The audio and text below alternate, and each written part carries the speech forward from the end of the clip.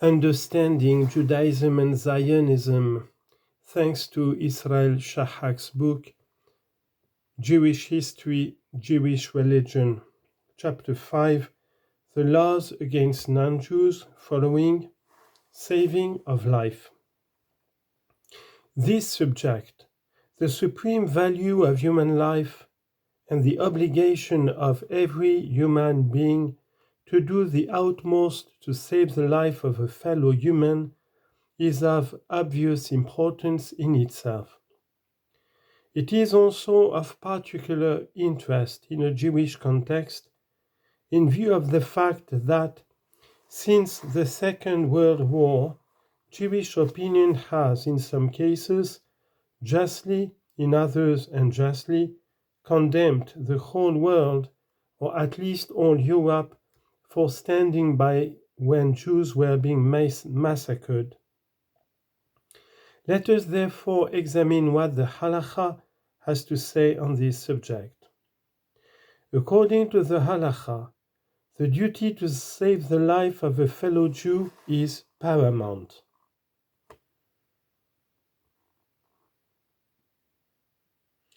Note Shulchan Aruch, Hoshen Mishpat 226. End of note. It supersedes all other religious obligations and interdictions, excepting only the prohibitions against the three most heinous sins of adultery, including incest, murder, and idolatry. As for Gentiles, the basic Talmudic principle is that their lives must not be saved, although it is also forbidden to murder them outright. The Talmud itself expresses this in the maxim, Gentiles are neither to be lifted out of a well nor hauled down into it. Note, Tractate Avodah Zarah, page 26b. Maimonides explains, quote, as for Gentiles with whom we are not at war, their death must not be caused, but it is forbidden to save them if they are at the point of death. If, for example, one of them is seen falling into the sea, he should not be rescued, for it is written, neither shalt thou stand against the blood of thy fellow, but the Gentile is not thy fellow. Leviticus chapter 19, verse 16. End of note. In particular, a Jewish doctor must not treat a Gentile patient. Maimonides, himself an illustrious physician, is quite explicit on this. In another passage, he repeats the distinction between thy fellow and a Gentile, and concludes, and from this learn ye that it is forbidden to heal a Gentile, even for payment.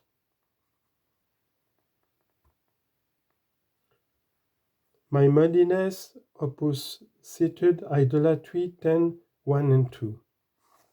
However, the refusal of a Jew, particularly a Jewish doctor, to save the life of a Gentile may, if it becomes known, antagonize powerful Gentiles and so put Jews in danger.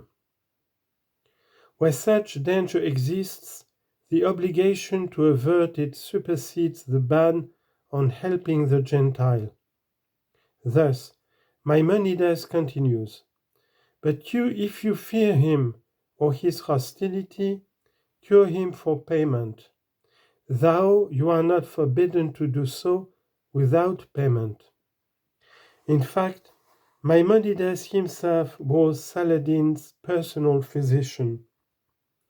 His insistence on demanding payment, presumably in order to make sure that the act is not one of human charity but an unavoidable duty, is however not absolute. For, in another passage, he allows Gentile whose hostility is feared to be treated, even gratis, if it is unavoidable.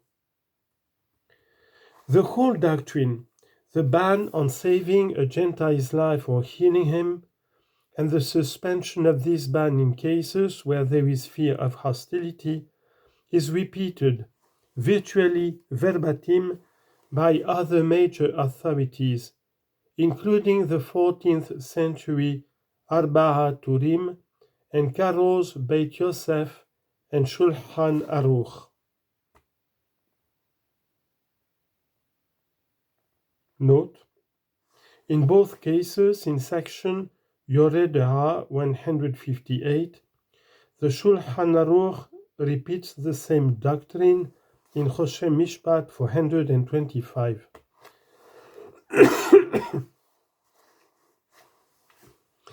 Beit Yosef adds, quoting Maimonides, "And it is permissible to try out a drug on a heathen if this serves a purpose," and this is repeated also by the famous Rabbi Moses Isserles. The consensus of halachic authorities is that the term Gentiles in the above doctrine refers to all non-Jews. A lone voice of dissent is that of Rabbi Moses Rifkes, author of a minor commentary on the Shulchan Aruch, who writes,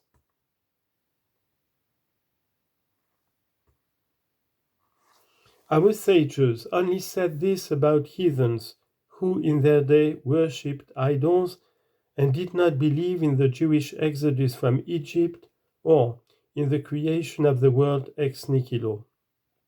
But the Gentiles in whose protective shade we, the people of Israel, are exiled and among whom we are scattered, do believe in the creation of the world ex nihilo and in the Exodus and in several principles of our own religion, and they pray to the Creator of heaven and earth. Not only is there no interdiction against helping them, but we are even obliged to pray for their safety." End of quote. This passage, dating from the second half of the 17th century, is a favorite quote of apologetic scholars.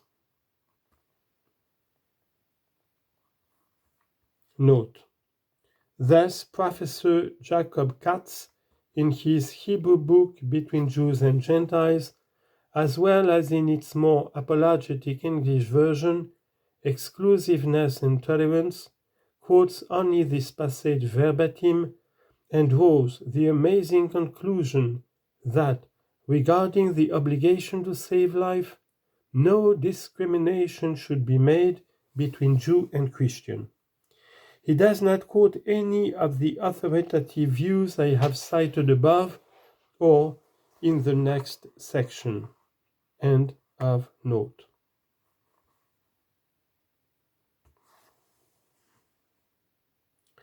Actually,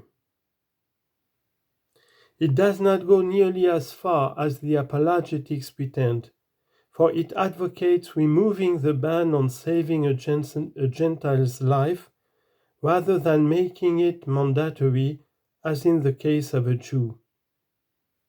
And even this liberality extends only to Christians and Muslims, but not the majority of human beings. Rather, what it does show is that there was a way in which the harsh doctrine of the halakha could have been progressively liberalized. But as a matter of fact, the majority of later halachic authorities, far from extending rikvi's leniency to other human groups, have rejected it altogether.